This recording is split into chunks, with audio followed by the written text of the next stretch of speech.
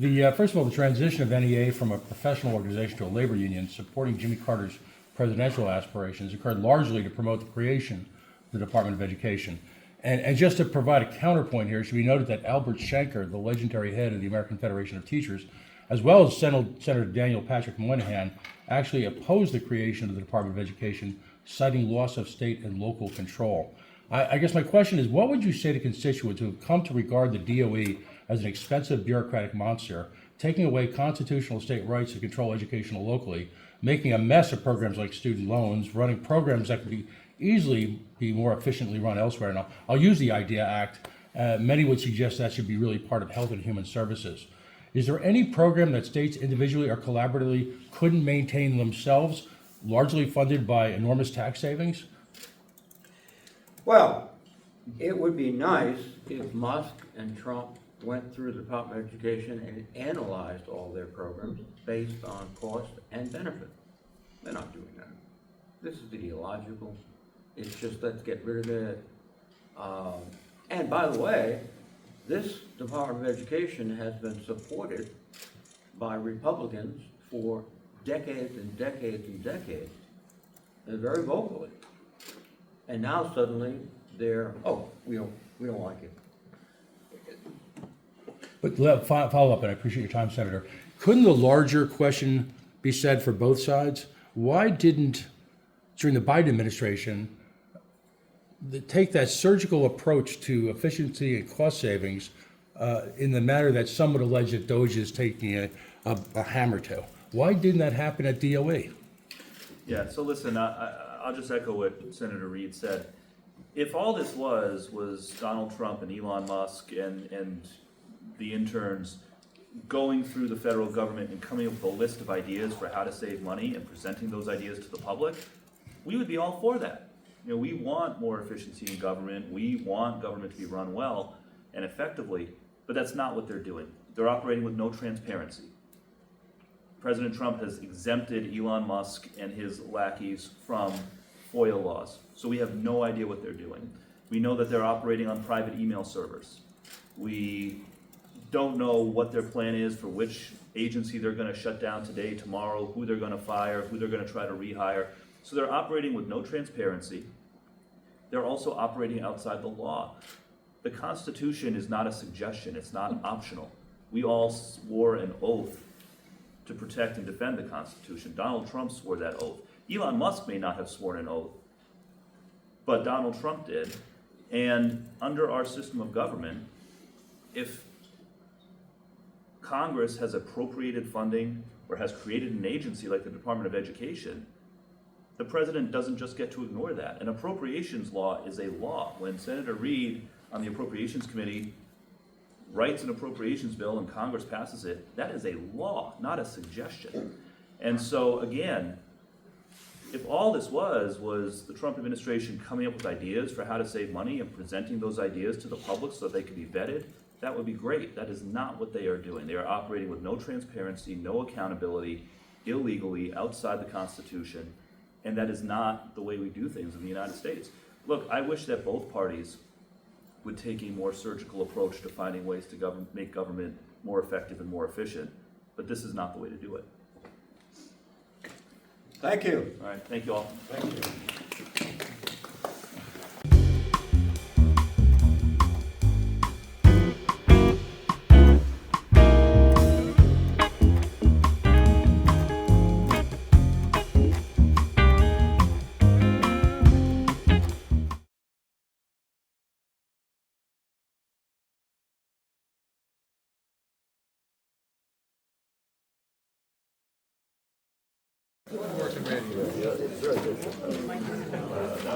It'll always be yours.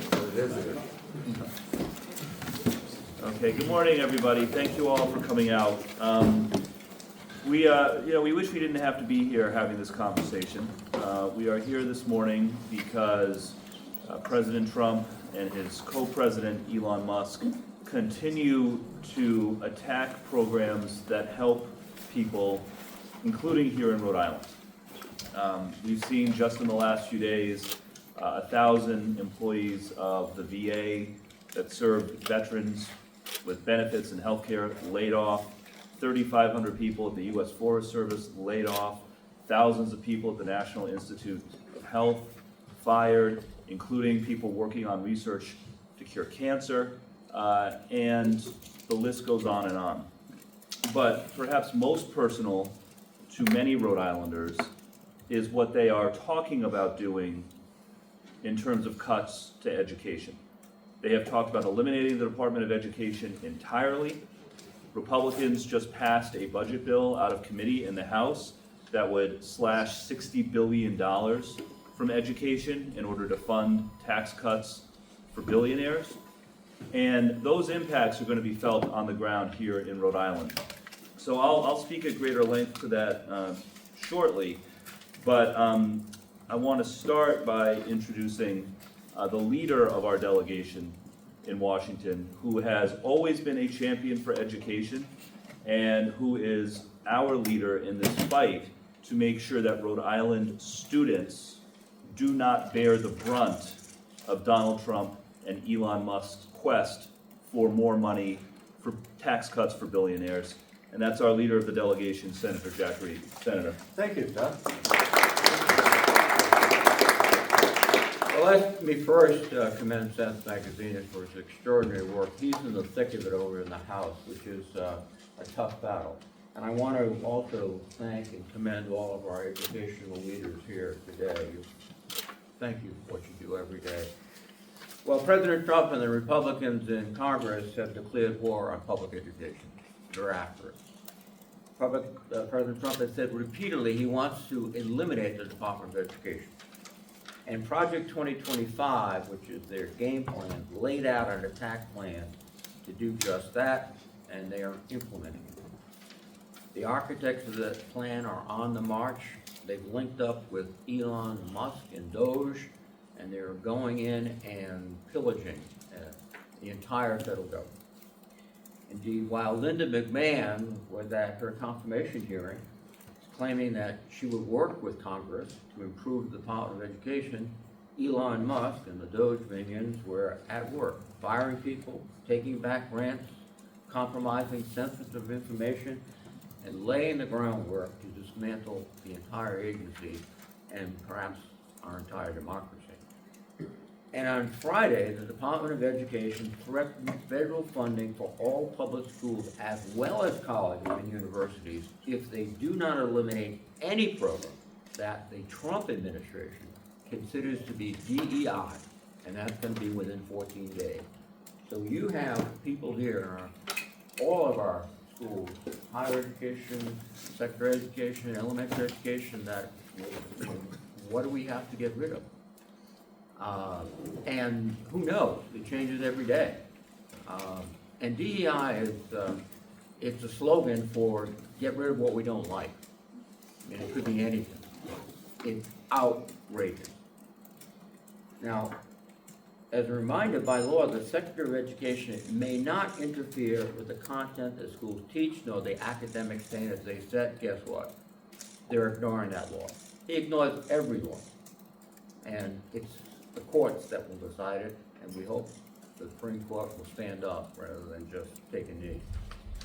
Now, meanwhile, as Seth alluded to, the Republicans in Congress are putting together a budgetary blueprint that will cut trillions of dollars from the government service to the American people, all to pay for taxes. If I was doing an analysis of what we could save, I would do something called a cost-benefit analysis. So I would rank the cost versus the benefit. They're just doing a cost analysis because all they want is money for the tax bill. That's all. So guess what? They fire thousands of workers at the National Nuclear Security Agency. This is the agency responsible for the readiness of our nuclear weapons, the protection of our nuclear weapons, key to our deterrence and our prevention of nuclear war. And they suddenly woke up a day later and said, oh my God, we don't have the technicians to do this anymore. We fired them. And they're trying to call them back. Just show me how much they cost and get rid of them, not what's in the best interest of this country. And, you know, what we've been told in the Senate by the Republicans is they said there's gonna be a $9 trillion in cuts, domestic cuts. We don't know what they are, but it'll roll down to education, to CDC, to all the agencies that Seth talked about. And make no mistake, it's gonna hurt our kids, it's gonna hurt our families. It's really gonna change the dynamic of this country, and it's working people here in Rhode Island that will suffer the most, because they're not gonna get the tax cut. What they are gonna find out is they can't feed children in the SNAP program. They can't go ahead and have their mother in a Medicaid supported nursing home. This is really terrible.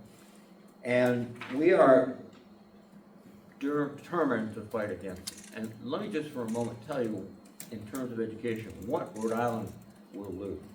Right now, we spend $137 million to support our public schools in Rhode Island, including over $58 million for students with disabilities.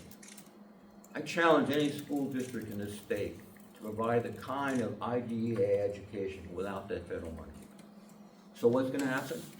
These children with disabilities are gonna be sort of lost in the cuts. $9.5 million for career and technical schooling. That's one of the biggest issues we have. How do we get workers to electric boat? Well, we started to invigorate our career and technical training, and with federal money helps, but when that goes, sorry, $95 million they want to cut from Pell Grants. That means that working families will basically have to make a hard decision. Can we afford to send our child to school or not? We don't have a Pell Grant. That's what they're doing. And it's not to make this country better. It's to make Trump feel better, and that's unfortunate. Now, we all know education is the engine that drives this country, our prosperity, but also our community. This is where we learn about other people and other things. So Seth and I are here to not only send a warning, but also to tell you we're going to do everything we can to stop this. But it's going to take a gargantuan effort, and ultimately, it's going to take my colleagues on the other side, the Republicans, to wake up and say, this ain't America. Thank you. Thank you, Senator Reed, for your leadership. Before I introduce our next speaker and leader who can expand more on what the impact would be to Rhode Island, I just want to take a step back here. People need to understand that without federal support, the public education system in Rhode Island would be crippled. We depend on federal funding to make sure that there are enough teachers in classrooms, to make sure that students with disabilities get the support that they need to meet their potential, to fund career and technical education programs that employers in Rhode Island depend on for a high-quality workforce, Pell Grants, which thousands of Rhode Island families depend on to be able to afford higher education. Without this federal funding, public education in Rhode Island would be irreparably harmed, which means that children in Rhode Island would be irreparably harmed. Children in Rhode Island have been through so much already. They've been through the pandemic, they've been through the school closures. Families are fighting inflation. The last thing that children in Rhode Island need is for their funding to be cut, their teachers to be laid off, their programs to be canceled, their shot at higher education to be taken off the table just because Donald Trump and Elon Musk want to pay for more tax cuts for billionaires. It's not fair to the students. Two other quick points. In addition to being wrong and cruel, the cuts that Donald Trump and Elon Musk are trying to make to public education are illegal. Congress created the Department of Education. It exists in law. President Trump doesn't just get to eliminate a department that Congress has established under the law. As Senator Reed alluded to, President Trump is not allowed under the law to put ideological litmus tests on funding for public schools. There is no law that permits the president to say, we're not going to give funding to Rhode Island schools because we don't like their curriculum. And so this action is wrong. It's also illegal. Finally, they're behaving in a way that is just totally incompetent. It is clear that Elon Musk and his army of teenage tech bros have no idea how the federal government works. They fired the people who are in charge with keeping our nuclear weapons safe, then realized they messed up and tried to rehire them but couldn't find them because their email access had been cut off. That's just incompetence. They're not even very good at what they're trying to do. I saw a report yesterday that they just canceled a program that helps high school students with disabilities transition into the workplace because that program had the word transition in the job description and they thought that it meant something else. Incompetence. So it's wrong, it's cruel, it's illegal, and it's incompetent. But as Senator Reed said, we are not going to stop fighting for Rhode Island children. And this is how it starts. It starts by getting the word out, by making sure that people understand if these cuts happen, it means fewer teachers, bigger class sizes, fewer programs, less CTE, and a less talented workforce for employers. We need to get the word out because ultimately it is going to be parents and students and teachers who are going to be the most effective voices in pushing back. So now to go into some more detail about what the specific impacts to Rhode Island would be if Donald Trump and Elon Musk succeed in shutting down the Department of Education, I want to introduce our leader for elementary and secondary education in Rhode Island, Commissioner Angelica Infante-Green. Commissioner. I want to thank you all. Good morning, everyone. I want to begin by thanking our congressional delegation for their advocacy and support. Thank you, Senior Senator Jack Reed, and thank you, Congressman Seth Magaziner. These last few weeks have been incredibly difficult. Every day, we wait for another notification. We don't know what that will be. But we're here today because many of us are unclear on what this means.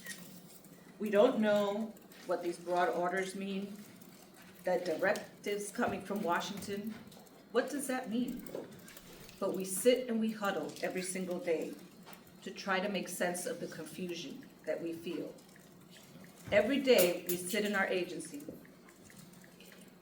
with Rhode to try to figure out how does this impact us? How does it impact our teachers, our students?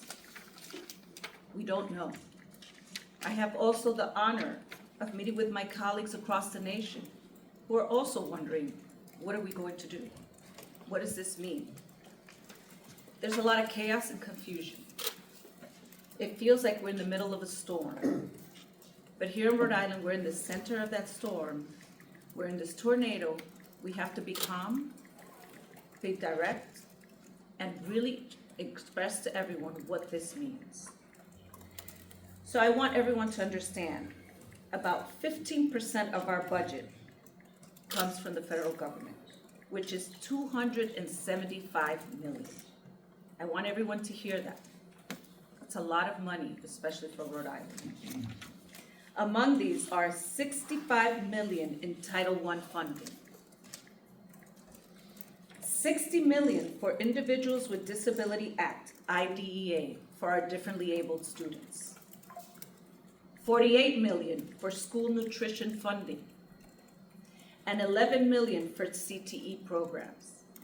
Some of you might say, well, that doesn't impact my child. Well, guess what? It will impact every student in Rhode Island. We have been moving forward in Rhode Island. There was a report released last week that was just covered, that Rhode Island is the bright spot in all of New England. Rhode Island has been recovering faster than all other New England states.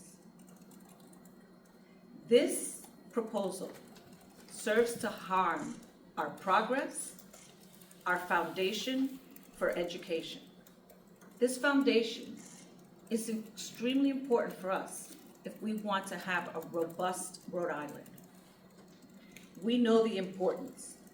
When you talk about Title I, you're talking about low-income students, getting additional funding, funding for teachers that help students with reading, that help students that need that extra support. When we talk about nutrition, I don't need to tell you, that is school lunch. When we're talking about CTE, we have been front and center with CTE, making sure that our kids not only get a high school diploma, but also get a credential. That is what is going to push Rhode Island forward. So I want to be clear that this money that comes from the federal government goes directly to our school districts. So if we think we're not going to feel the impact, we're not paying attention. Because this is what's happening. We rely on the U.S. Department of Education for world-class expertise, for assistance to oversee enforcement of critical laws, and safeguards that protect our children. It is not just an agency that doles out funds. This is more than that. This is our education system being put at risk. This is not a time for us to be silent. It is not a time for us to look the other way. It is a time for us to speak up and understand, regardless of what party you are a part of, our education should be hands off, today and tomorrow. So our mission, in accordance with the state and federal laws, is to continue to make sure that all students can learn and thrive in welcoming, safe, supportive environments. We will do whatever it takes for the future the U.S. Department of Education looks like. We don't care what it looks like. But here in Rhode Island, we're going to keep moving forward. We're going to keep moving the agenda. Because for us, we're already on that path for success, and we're going to use every single safeguard. So please don't mess with the students of Rhode Island, because we're going to be here waiting for you. Thank you.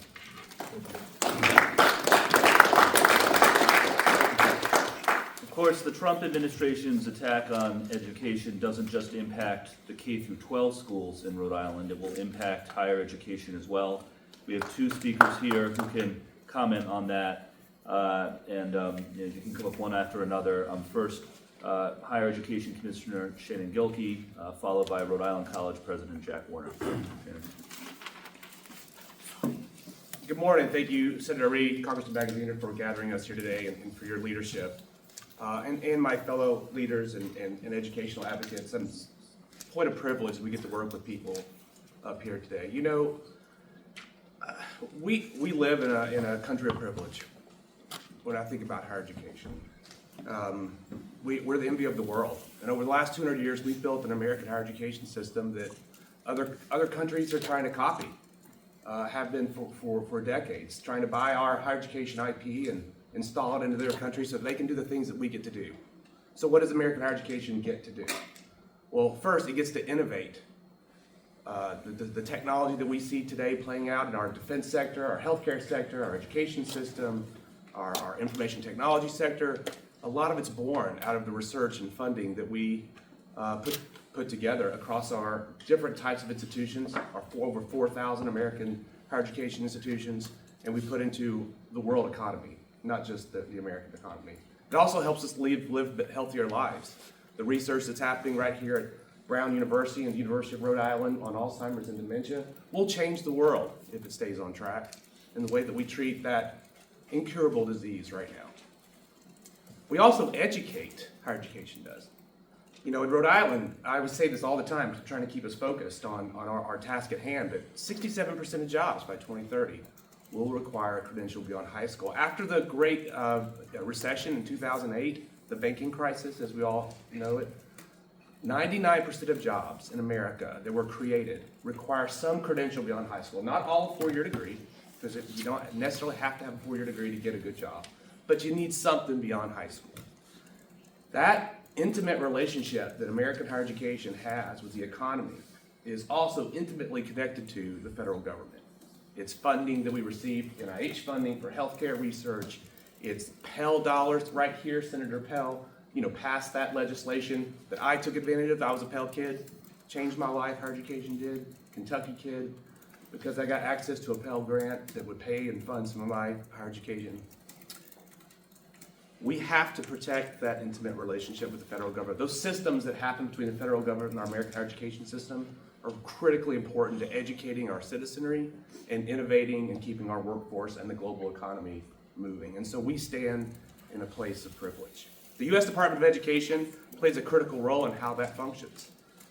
We understand that our education system needs to matriculate students through the passage of FAFSA, and specifically it manages federal aid for our students. It provides us insight to the levels of preparation on how much our educators, like President Warner here today, educates every day at Rhode Island College, needs to close the gap on their preparation or to accelerate them into accelerated programs to get them quicker into the Rhode Island economy. The department also has the Institute of Education Sciences and other data, housing of data and evaluation and research that really inform the practice that we do every day. With the full impact of dismantling or shuttering the Department of Education is really unclear because sometimes you don't know how much you rely on something until you don't have it anymore. It's hard to really answer all the specific questions about what that will mean to our systems of higher education and certainly K-12 education, but they're out there and we're about to learn what it means not to have those systems if we don't protect those things. I started off with my remarks earlier. I want to send a special thank you again to our federal delegation, our governor, and our General Assembly. We have a united front and certainly a strong leadership here in Rhode Island that's staying on track of these things, that's diving deep into the issues to see how it'll impact our Rhode Islanders, but also impact the rest of the country. And I just want to thank the leadership for having us here today.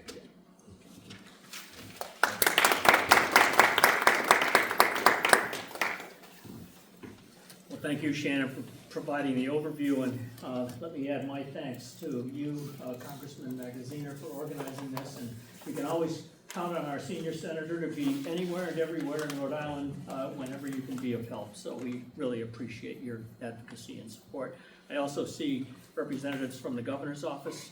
We are very grateful to the governor and to all of you for your support of Rhode Island College, because we really have some good work and momentum going on here. Our enrollment is very strong. It's very strong because we practice what I would call affordable excellence.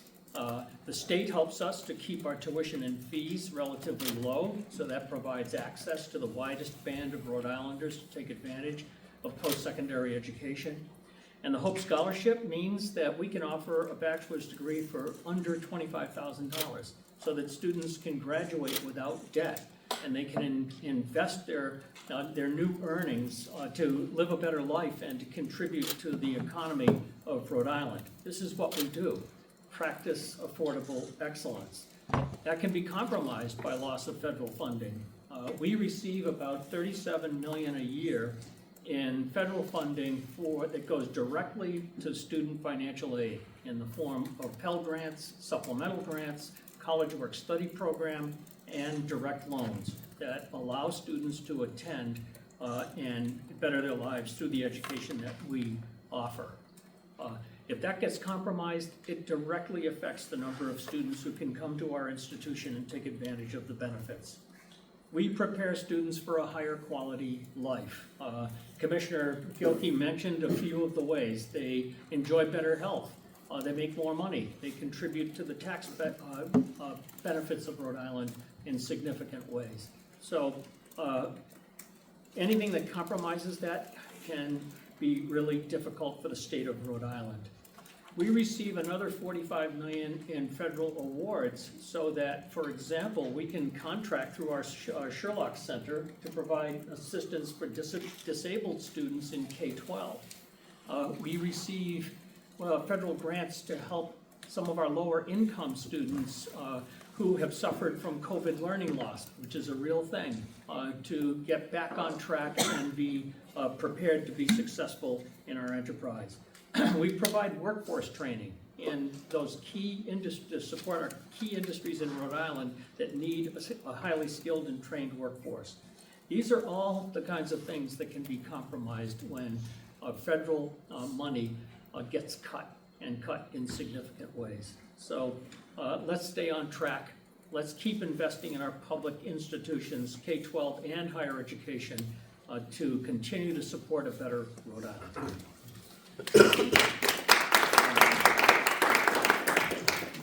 Before we transition to the next part of our program, just on higher education again, as the commissioner said, our higher education system is the engine of economic growth for our country and also for our state. And the illegal cuts that the Trump administration is making impact the higher ed space in many ways. It's not just the potential cuts to the Department of Education, but as many of you have reported already, the cuts to USAID funding are causing the University of Rhode Island to lay off dozens of researchers. The proposed cuts to NIH funding will cost Brown University and URI tens of millions of dollars a year, and that is on top of whatever they have planned for the Department of Education, Pell Grants, etc. So the impact is truly, truly devastating and will ultimately hurt our ability to compete economically as a state and as a nation. Most people don't realize that a large number of public school teachers in Rhode Island have their salaries paid in part or in whole by the U.S. Department of Education through Title I. One of the many important ways that the Department of Education supports teachers and students here in Rhode Island. So next we want to move to the teacher's perspective and hear from both our host today, Mary Barden from NEARI, and also Maribeth Calabro from the Rhode Island Federation of Teachers and Health Professionals, and I invite them up now. Mary. Good morning. Thank you to Senator Reed and to Representative Magaziner, to my education leaders, to my union colleagues, to our community allies and partners for all of your commitment to the students and educators of Rhode Island. My name is Mary Barden, and I'm the Executive Director of the National Education Association Rhode Island. We represent K-12 teachers, support staff, and higher education faculty and staff. Approximately 90% of Rhode Island students and 95% of students with disabilities learn in our public schools. Eliminating the Department of Education is equivalent to giving up on our future. Our students need more opportunities, more resources, and greater protections, not less. Let's be clear. This will have a very real impact on all students across Rhode Island, especially lower income students in rural, suburban, and urban communities. It will steal resources from our most vulnerable students, increase class sizes, cut job training programs, make higher education more expensive and out of reach for middle-class families, take away special education services for students with disabilities, and gut student civil rights protections. As I speak with educators and parents around Rhode Island, they tell me they want smaller class sizes so students get more individualized attention, nutritious meals so they can focus in class instead of going hungry, and now, more than ever, more access to mental health supports. Eliminating the Department of Education puts all these critical resources at risk. The U.S. Department of Education was founded to help realize the promise of a quality public education for all students, no matter where they live, the color of their skin, their gender identity, sexual orientation, immigration status, or how much their family makes. Proposals to eliminate or defund it will force our students in public schools to pay the cost. As a 20-year classroom teacher here in Rhode Island, I know the positive impact the Department of Education funding and programs have on all students. All students across Rhode Island benefit from these programs. Students and families receive support to attend college and vocational schools. We have Pell Grants, and as Commissioner Gilkey indicated, he was the recipient of one of those grants, as was I. And so we need to know that this will impact all of our students. There will be less options for families, Students with disabilities and their families would lose the support they need at school and at home. Cuts to after-school programs and summer programs will undo the progress educators have made, especially post-pandemic, particularly around chronic absenteeism, which I know is, something that's important to the commissioner, to the governor, and to all of us. And so we need to continue to provide those programs. More than 63,000 students in Rhode Island receive Title I funds from the Department of Education. Title I funds provide additional academic support and services like tutoring, after-school programs, teacher training. These help close achievement gaps and ensure all children receive a quality education. Rhode Island Public Schools would lose approximately $65 million in vital funding that is used to hire teachers and other support staff our students need. Losing federal dollars would further exacerbate the educator shortages plaguing Rhode Island's public schools, causing students' class sizes to balloon. Special education programs could suffer to the loss of $58 million in IDEA funding that goes to Rhode Island students. Rhode Island educators and parents expect elected officials to prioritize our students' futures and strengthen our public schools so that they remain a cornerstone of opportunity, equality, and our democracy. Public schools and the Department of Education exist because students with and without disabilities in every state and neighborhood have the right to an education that imparts academic lessons, life skills, and a lifelong love of learning.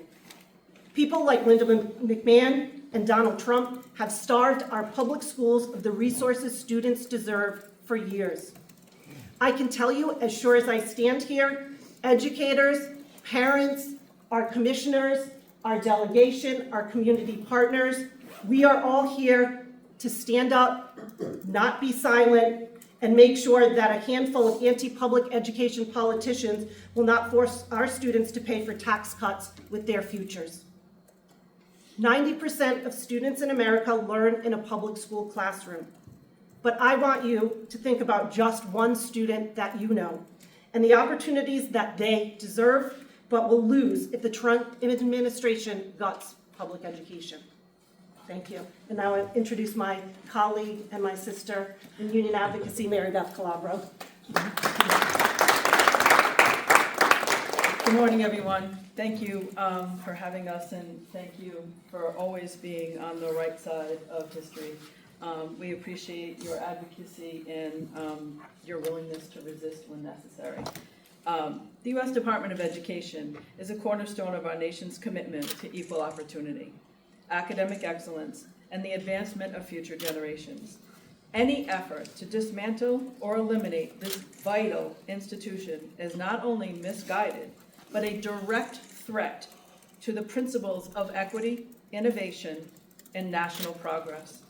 I stand firm with my colleagues, both to the left and to my right, and that's not political, situational, geographic. I stand in unequivocal opposition to any proposal to close the U.S. Department of Education, as doing so would have catastrophic consequences for students, educators, and the broader American society.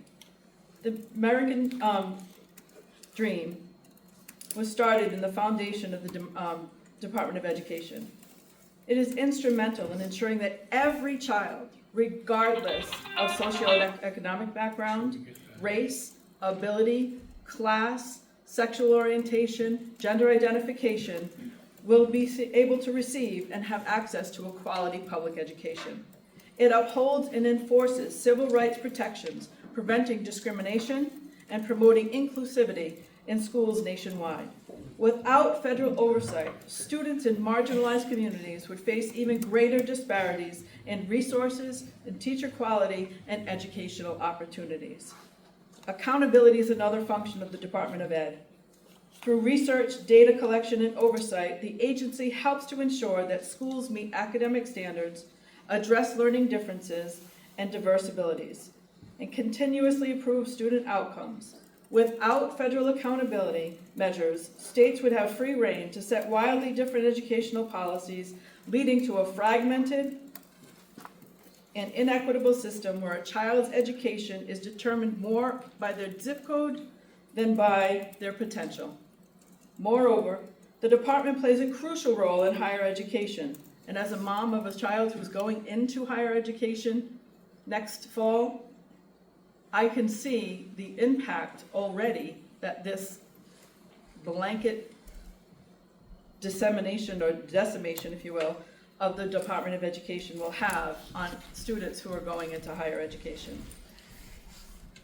It oversees student loans, grant programs, and millions of students, some right here, rely on financial programs such as Pell Grants to afford college and pursue their dreams. The elimination of the Department of Education would threaten these programs and make higher education more inaccessible for countless Americans and stifle our country's economic competitiveness. Education is the foundation of a thriving economy, a strong democracy, and a just society. The U.S. Department of Education is not a bureaucratic obstacle. It is a lifeline for students, families, and educators across the nation. To dismantle it would be to abandon our nation's commitment to ensuring that every American, regardless of background, has access to a quality public education. We must resist any attempt to weaken or abolish the Department of Ed. Instead, we should focus on strengthening and reforming it to better serve our students and educators for the 21st century. Our children, our communities, our nation deserve nothing less than a robust and fully supported Department of Education. Our children are counting on us to be their voice to stop this nonsense. Thank you. Thank you, everyone. We've left the most important voice to close us out here in the program today.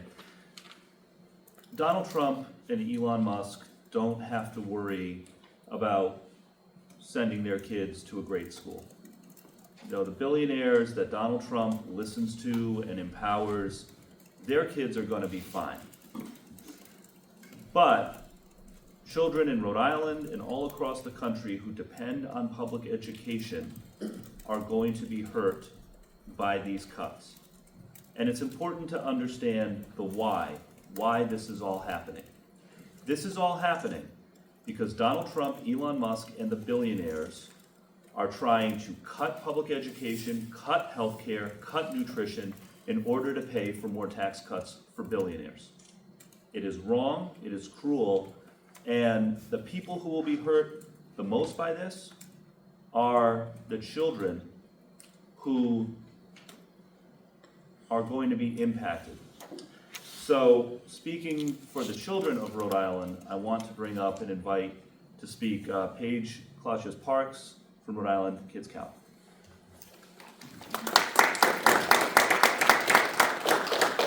Hello, good morning. Thank you so much, Congressman Magaziner, for bringing us all together today. Senator Reed, for your strong leadership. For our colleagues at Rhode and OPC, thank you for your strong commitment to kids. President Warner, thank you so much for the leadership you have shown at the university, at Rhode Island College. And to our colleagues who are educators, who are in the midst of all this uncertainty, still get up every day in their classrooms and give their best to our children. Thank you. So good morning, I am Paige Parks, Executive Director of Rhode Island Kids Count. And as many of you know, Rhode Island Kids Count, we are a statewide children's policy and advocacy organization dedicated to improving the health, safety, education, economic well-being, and development of Rhode Island's children. And we have a strong commitment to equity and eliminating disparities based on race, ethnicity, income status, disability, neighborhood, zip code, and immigration status. We are a nonpartisan nonprofit organization. So let me please be clear. We will work with any policymaker that works for the betterment of children and families. And my remarks this morning are not about parties. It's not about political leanings. This is about Rhode Island's children and how the impact of federal investments makes a huge difference in their educational opportunities. So the U.S. Department of Education provides federal funds needed to help Rhode Island meet its goals of every public school student having equal access to a high quality and rigorous educational opportunities from pre-K through grade 12. Funds from our local cities and towns, the state, and the federal government provide the resources we need to help achieve this goal. In October 1st of 2023, 44% of all children in Rhode Island public schools were low income. And through Title I funds, it provided additional financial support to the school districts who serve our children from low income families. These funds support extra academic support. It funds programs that are specifically designed to meet the needs of our low income children. And it affects, as you would imagine, many of our urban districts. So Providence Public Schools, before the pandemic, 12% of the district's funding came from the U.S. Department of Education. 16% of Central Falls fundings, 15% of Woonsocket, and 11% of Pawtucket's. But also know that this supports districts outside of our urban core. 10% of Newport's school budget is based on federal funds. 5% of Warwick, 6% of Burrville, 6% of Westerly, 7% of West Warwick, and 8% of Tiverton. This impacts all of our school districts. The U.S. Department of Education also administers Individuals with Disabilities Education Act, or IDEA, Parts B and C funds. So the Part B funds provides federal funding for education of children with disabilities, and Part C provides federal funds for our infants and toddlers with disabilities. Before the pandemic, this was about $46 million going just for IDEA funds. So how many kids in Rhode Island does this impact? Well, in 2023, 16% of all of our students, that's over 22,000 kids, received special education services. And for our kids receiving early intervention funded by Part C, in 2023, that was 6% of all of our kids under the age of 3 in Rhode Island. That's over 1,800 infants and toddlers. Dismantling the U.S. Department of Education will lead to fewer resources for our students with disabilities and for our infants and toddlers who have already been impacted by the pandemic and shortages in staffing. This would have our youngest children at even greater risk of falling behind their peers. The 21st Century Community Learning Center program, which is administered by the U.S. Department of Education, is the only federal funding source dedicated to exclusively supporting local after-school, before-school, and summer learning programs. These programs help to support accelerated academic recovery, students' social, emotional, and mental health, and provides a safe space for kids while their parents are working. In the fiscal year 2024, Rhode Island received $6.5 million in these funds, and it helped to provide 5,288 children and youth with a place to be after school. And the U.S. Department of Education helps get our kids into work with credentials. In 2023, the 4-year graduation rate for our CTE concentrators was 92%. That is higher than the 84% of the graduation rate for all of Rhode Island students. CTE programs work so well for so many kids. We cannot let these funds be at risk. And the U.S. Department of Education has also partnered with Rhode Island to help meet and address children's mental health needs and the mental health crisis we are experiencing here in Rhode Island. Thanks to the U.S. Department of Education funds, which went through the Substance Abuse and Mental Health Service Administration, or SAMHSA, Rhode Island has been able to provide mental health first aid training to students and educators throughout Rhode Island public schools. Mental Health First Aid is a groundbreaking program that helps students identify, understand, and respond to signs of mental health crises. Dismantling the U.S. Department of Education or decreasing the funds would be harmful for all of our children in Rhode Island. So you've already heard, and I will echo, we adults, we need to stand up and we need to speak out for our children and youth, for our low-income children, for our infants and toddlers, children and youth with disabilities, for our children and parents who rely on after-school programs, for our kids who are learning trades and skills to better their future, and for our kids who are helping to help their peers get through challenging mental health crises. Rhode Island Kids Count looks forward to continuing to advocate for education funding for Rhode Island students at the federal, state, and local levels. These resources are essential for ensuring that all children have access to the high-quality education they need to succeed in school, career, and in life. Thank you.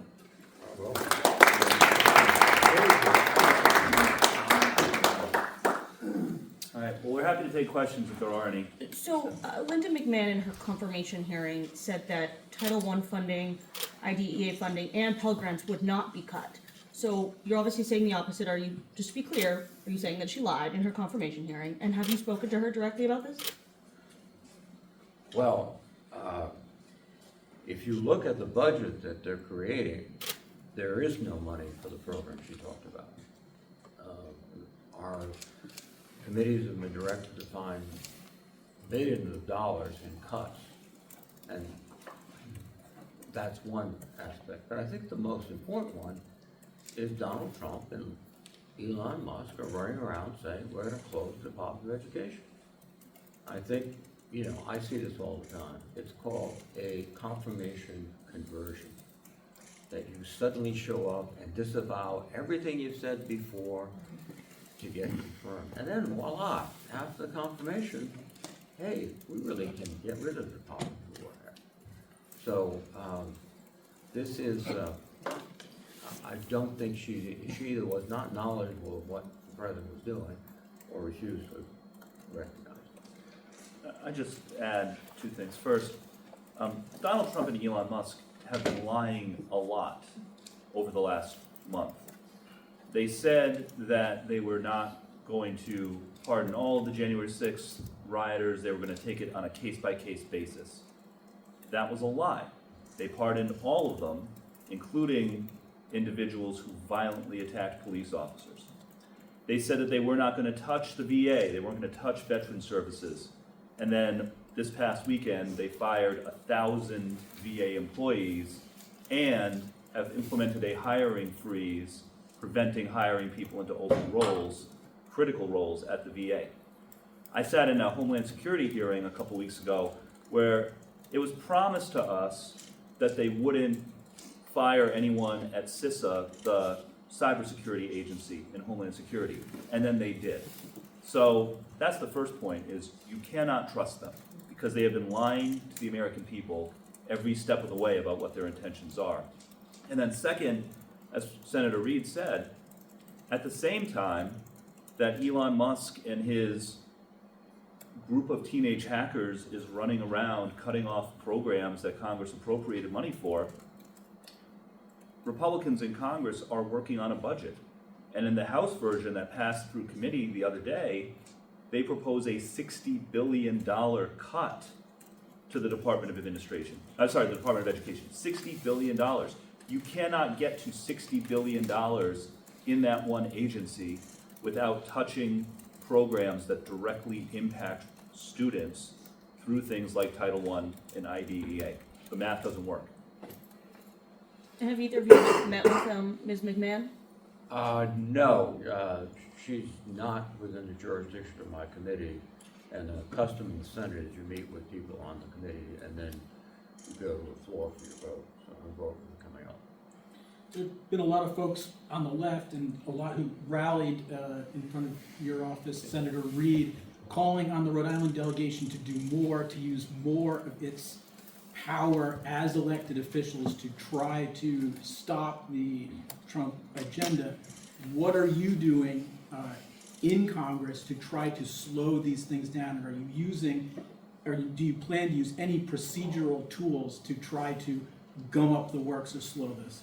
Well, what we want to do is draw attention to this disastrous policy and the misrepresentations of the president and others.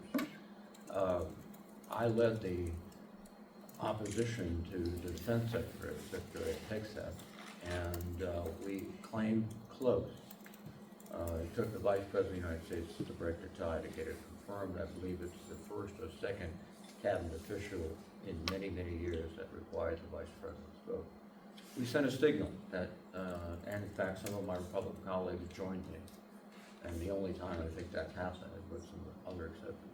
We sent a signal that we expect competence, character, and commitment to the Constitution of the United States, and we're seeing very little of that in his nominee. That's one thing. The other thing we've done is we've taken time to deliberately slow down these confirmations. The director of OMB, Mr. Vogt, is completely committed to ignoring the law and doing whatever Donald Trump wants.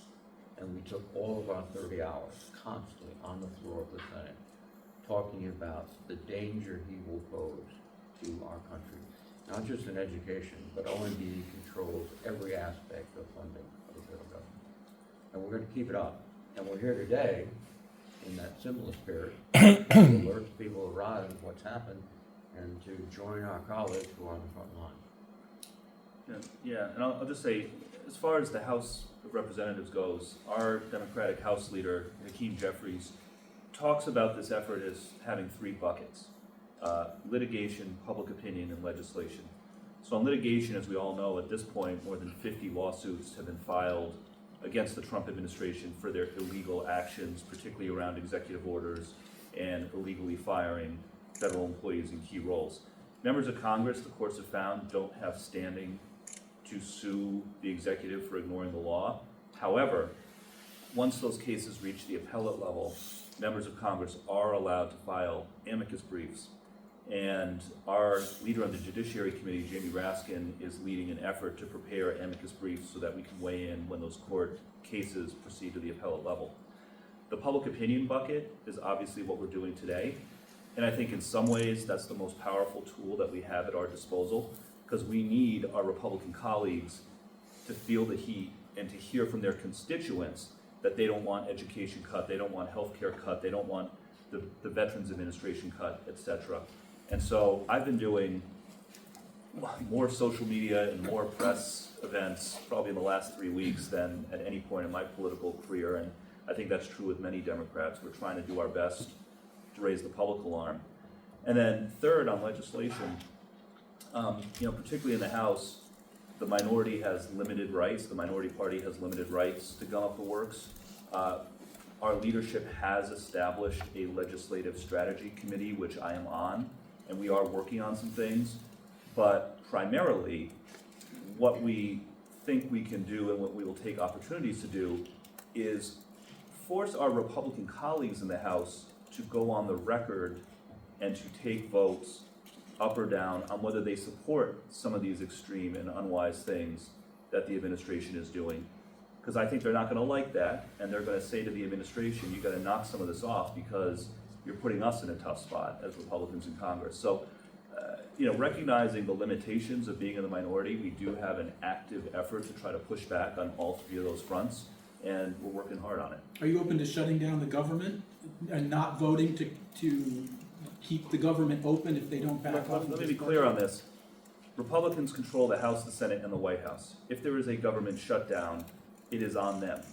They have the power to keep the government open. If they can't, when they control the House, the Senate, and the White House, that is their shutdown. But if they want to have a negotiation with us about the budget, certainly it makes sense that we ask the question, if we pass a budget, what guarantees do we have that the White House will actually honor that budget, since they seem to be taking the position that they can just ignore any budget that Congress passes? But any decision to make a for there to be a government shutdown would be a Republican decision, since they are the ones who are in charge. Well, Donald Trump and Elon Musk are already shutting down the government. They just shut down the parts they don't like, and they'll do that illegally. It's all against the law. So the onus, as Seth has said, is on the Republicans to stand up and to follow the law. And they're not. And that's outrageous. Some would suggest that with the Republicans in control of all three House, Senate, and White House, that strongly worded letters and legislation won't take you very far. Well, you have to inform the public, as Seth pointed out. You have to rally the public. And you have to point out that it affects them directly. I thought Paige's points were excellent. This is just not about these programs in inner city schools. This touches every school district in the state. And they're struggling right now, even the wealthy ones, to find the money to keep their education system going. And when you take 6% away or 5% away, that's gonna result in laid off teachers, it's gonna result in poor education. And we have to get that message out. Because a lot of people just say, oh, waste, yeah, get rid of waste. As I said before, they're not looking for waste. They're looking for money so they can give it back to the richest people in the country. And that is all. Commissioner, have you heard from school districts, are they reaching out to Rhode asking, you know, should we repeal our DEI policies, or like, have you heard of any specific district that has made changes in response to either the DEI order or the transgender athlete order? No, not at this point. I think that we all try to huddle and figure out what, not at this point. What we try to do is huddle and talk about everything that's come out, as I said earlier, and we try to make sense of what it is. But I think an important point is that all this has to go through Congress. There are procedures that need to happen. Executive orders doesn't mean that we have to go and do those things right away. So we're really looking at what the impact could be, but right now we're not moving away from any of that at this point. So are you going to ignore the 14-day threat that was made? I didn't say I was going to ignore anything, but I think that it is really important for us to really take a look at what that means. Because what is clear to me is that there is a lack of understanding of what DEI is. So everything under that umbrella, there's so many different things that people don't even understand. And I think we need to unpack what that means, because it even goes into mental health. It goes into different areas that I think people overlook, that are really essential to our community, our kids, our educators, what we do every single day. I know you touched on it a little bit, but can you just talk about some of the things that do fall under the DEI umbrella, just in general, that people might not think about at home? Well, if you start thinking about our differently abled students, I think also fall under that. Making sure that it is inclusive for everyone. When we talk about gender, when we talk about young ladies, when we talk about women, we talk about different areas that are important to all of us. I think when they are thinking about DEI, they're thinking about, you know, race, or they're thinking about just kind of what they envision equity. Because equity is important to everyone. It should be important to everybody. It is important to every single person here in Rhode Island. So I think that it is very challenging when we start unpacking where it goes into, because we have made sure that it is a fabric of everything that we do. And that's important for us.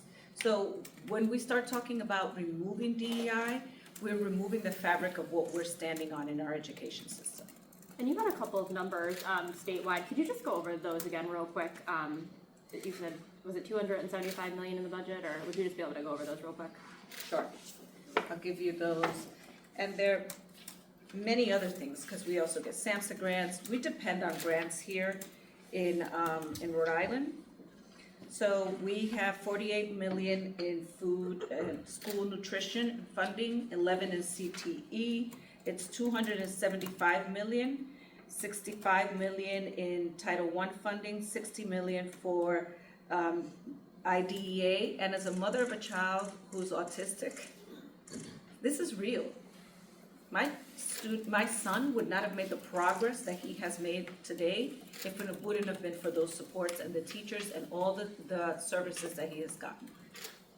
And just to be clear, Senator Reed said. Can I make a point about this DEI? It's extraordinarily subjective. It's what they want to call something that they don't like and institutions they don't like. And this 14-day letter has given them, essentially, in their mind, a opportunity to go after institutions, forget DEI, just to go after institutions, because they're too woke, they're too this, they're too that, and it's very dangerous, because this is so subjective. It'll be just who the president and Musk and other people don't like. Let me give you an example of the absurd lengths that they go to. The Department of Defense, there is a rule that no DEI. Okay? This is Black History Month. The president signed it. In the Department of Defense, they obliterated Black History Month, said you couldn't observe it. Nothing could be done. Although the President of the United States signed a certificate saying it's Black History Month. Every year, or frequently, there is a parade in Maryland in honor of Frederick Douglass, a great American, one of the most thoughtful people of his time. And the Maryland National Guard's Army Band was ordered not to participate because it was honoring something in Black history and honoring a Black American. I want to say what this is, but it is impolite. It's wrong. Let me stop right there. Can you just clarify, Senator Reid, you gave a number of 137 million for education, but that didn't match what the commissioner said. What was that number for? I would defer to the commissioner Okay. on all numbers. Defer to the Commissioner. I'd also- Or Paige. If you want correct answers, ask to her. Yeah, I was gonna say, Steph, I think some of the programs that the commission mentioned, they are under threat, but they don't come through the Department of Education. Some of like the food aid comes through HHS. I gotcha, okay. So the 137 was maybe just the DOE. Yeah, I prefer the, Okay, I would prefer the commissioner. thank you. Thank you. Well, thank. Yeah, Yes, sir. we'll do two more. You, sir, in the Yeah, I back. just wanted to say, you articulated a lot of points. I wanted to say that I am a vice president at Brown University. I'm a regional director for the International Association of Campus Law Enforcement Administrators. But I'm here as an individual just to say thank you to you all. You articulated what Hakeem Jeffries has articulated as 3 distinct buckets. And it's been my perception all along that far too often and across far too many issues, we look at what happens at 1600 Pennsylvania Avenue as disconnected from what happens outside our kitchen windows. And this focus and the attention that all of you have put on this and addressing that public opinion piece, I think is where we need to be right now, because it has a direct and immediate impact on all of us. And it just scares me that there are people out here that don't recognize our children. If they don't eat at school, they're not eating. And all of the things that we were just finished talking about related to what falls under the umbrella of DEI. We're talking about children on the autistic spectrum. We're talking about mental health. We're talking about the actual salaries of our teachers. And so I just wanted to say, as an individual, not representing those roles, I applaud all of you for taking the time to speak to us. Thank you very much. Pat, to close. Yeah, a historical note, then a quick question. First of all, the transition of NEA from a professional organization to a labor union supporting Jimmy Carter's presidential aspirations occurred largely to promote the creation of the Department of Education. And just to provide a counterpoint here, it should be noted that Albert Shanker, the legendary head of the American Federation of Teachers, as well as Senator Daniel Patrick Moynihan, actually opposed the creation of the Department of Education, citing loss of state and local control. I guess my question is, what would you say to constituents who have come to regard the DOE as an expensive bureaucratic monster, taking away constitutional state rights to control education locally, making a mess of programs like student loans, running programs that could easily be more efficiently run elsewhere? And I'll use the IDEA Act. Many would suggest that should be really part of Health and Human Services. Is there any program that states individually or collaboratively couldn't maintain themselves, largely funded by enormous tax savings? Well, it would be nice if Musk and Trump went through the Department of Education and analyzed all their programs based on cost and benefit. They're not doing that. This is ideological. It's just, let's get rid of it. And by the way, this Department of Education has been supported by Republicans for decades and decades and decades, and very vocally. And now suddenly they're, we don't like it. But follow up, and I appreciate your time, Senator. Couldn't the larger question be said for both sides? Why didn't, during the Biden administration, take that surgical approach to efficiency and cost savings in the manner that some would allege that DOJ is taking a hammer to. Why didn't that happen at DOE? Yeah, so listen, I'll just echo what Senator Reed said. If all this was Donald Trump and Elon Musk and the interns going through the federal government and coming up with a list of ideas for how to save money and presenting those ideas to the public, we would be all for that. You know, we want more efficiency in government. We want government to be run well and effectively, but that's not what they're doing. They're operating with no transparency. President Trump has exempted Elon Musk and his lackeys from FOIA laws, so we have no idea what they're doing. We know that they're operating on private email servers. We don't know what their plan is for which agency they're going to shut down today, tomorrow, who they're going to fire, who they're going to try to rehire. So they're operating with no transparency. They're also operating outside the law. The Constitution is not a suggestion, it's not optional. We all swore an oath to protect and defend the Constitution. Donald Trump swore that oath. Elon Musk may not have sworn an oath, but Donald Trump did. And under our system of government, if Congress has appropriated funding or has created an agency like the Department of Education, the president doesn't just get to ignore that. An appropriations law is a law. When Senator Reed on the Appropriations Committee writes an appropriations bill and Congress passes it, that is a law, not a suggestion. And so again, if all this was the Trump administration coming up with ideas for how to save money and presenting those ideas to the public so they could be vetted, that would be great. That is not what they are doing. They are operating with no transparency, no accountability, illegally, outside the Constitution, and that is not the way we do things in the United States. Look, I wish that both parties would take a more surgical approach to finding ways to make government more effective and more efficient, but this is not the way to do it. Thank you. All right, thank you all. Thank you.